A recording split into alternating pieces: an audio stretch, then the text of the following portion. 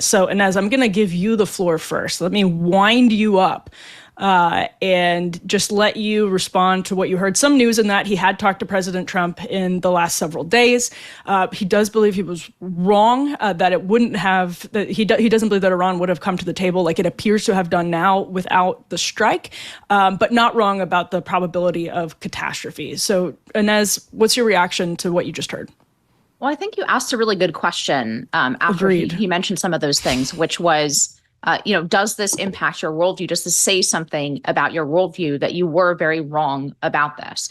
Look, we're all wrong. That's not, that's sort of, that's a given here. But I think that's the really relevant question. And that's why I think Donald Trump's foreign policy is so interesting, because that actually the other half of this equation is probably going to be wrong. This fight is going to be wrong about Donald Trump again. And so, so that's really, I think my response then is that, sorry,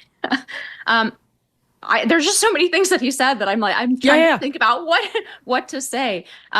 So I think it was simplistic to define basically matters of war and peace in terms that are, and he says himself, he doesn't like to use the word isolationist, and he complained about people complaining about him using the word neocons. Donald Trump's foreign policy is neither one of those. He has advisors on both sides of that equation. And he's said in the past that he actually uses those advisors to communicate things to his adversaries. So I would sum up his foreign policy, both in the first term and in this term, as somewhere in between, but as probably the most direct and honest foreign policy that we've seen, in the sense that he telegraphs what he does. So he said there's a 60-day window. And on day 61, right, bombs started dropping on Tehran. By the way, that happened as well in the Ukraine context, where a lot of media missed the fact that he tweeted, or truthed, right, that he had that he was holding Ukraine back in exactly the sort of similar drone operation, right? So I think this is happening on his timeline. And I think maybe the unprincipled exception of the sort of litany of insults, frankly, that Tucker was throwing at people, the unprincipled exception was Donald Trump, because what I think is very, very clear is that Donald Trump is in charge of his policy. And to the extent that people think they're influencing him, I'm sure he listens to a lot of different people. But actually, I think more often he uses them to communicate to his adversaries, to his enemies, something that he wants them to believe. And he said that very explicitly about John Bolton, as he was running for president. He said, John Bolton, I like having him next to me in the room, and not because I'm going to necessarily listen to his advice, because it communicates something to the person across the table. And now I think, frankly, the sort of dovish part of his administration, his advisors have been communique in the same way. So Donald Trump is actually very predictable in foreign policy, which I think is the most unpredictable thing of all. Rachel, you have historically had the most boring portfolio in all of politics in the various jobs that you've held, but you did work for Senator Rand Paul, who's been very opposed to the president on this. You also are familiar with the types of circles, the types of people that Inez was just referencing, the folks that are coming from both sides and talking to the president, advising the president from different directions. So what do you make of Inez's take on the push and pull that maybe got us to where we are right now? Well, I think there's definitely a push and pull. We know that Trump loves argument. Trump loves disagreement. That is, it's a New Yorker thing about him. I think he thrives in the chaos. It's the businessman about him. You can say that because you're a New Yorker. And actually, I'm the only non-New Yorker here, which is really out of offensive chaos rises, opportunity for Donald Trump. But I will say this. I think what perplexes people the most about Donald Trump, from wherever you sit, if you've been watching foreign policy and politics for any length of time, is that he is the first non-ideological president when it comes to foreign policy. Every other decision that we've made in this realm is influenced by a lens through which we view things. I mean, you think clearly back to the Iraq War. That was a moral imperative almost.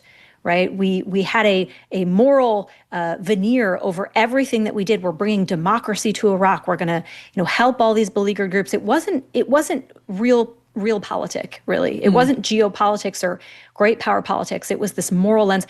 And I think we've become so accustomed to that. So when Donald Trump enters the equation and is literally the only lens through which he views things, I really do believe, is the national interest. We've never actually experienced this before as a country. And so it feels incoherent because of the history of how we do things. And, I did work for Rand Paul. And one of the reasons I went to work for him right when he got elected was this question, because, this town, and this is what scared me so much about the strikes in Iran, is not so much what Trump would or wouldn't do. It's that this town is so primed for war. Yep. And I have seen that up close. I've seen it in skiffs. I've seen it on the Hill. Everybody around Donald Trump, from the military to the intelligence agencies, they want one thing, and that is kinetic action. And they push away, any accountability that people try to put on them. And they create a series of choices that make that sort of military action look inevitable. So my fear was that this was lining up to that again. And you know what? If this ceasefire holds, if there's a peace deal reached, God bless Donald Trump, because he will be the first president in my lifetime that's been able to resist that pull of inevitability, because the entire town is set up to do just that. Yeah, amen. I think that's exactly right. Just as I think about it, Tucker used the word paranoia, and I just think that's a really good word. I feel like the entire world has been utterly paranoid since Hiroshima, and I don't think that it's an irrational paranoia. That's kind of an oxymoron, but we all have to be we all have to be paranoid when you have nuclear weapons that can just have dramatically changed the way human beings relate to each other. And that sounds like woo-woo, but it's absolutely true. We forget about it sometimes because we've just been in a rush to, get through the Cold War and then get through the post-Cold War period and build McDonald's everywhere so that we can have lasting peace. But I think that was just really well put. Actually, I feel like I agree with both of you, but maybe we should keep at some point I should get a control where I can give you guys points as you talk and then I can take them away. I think that would be really fun for me.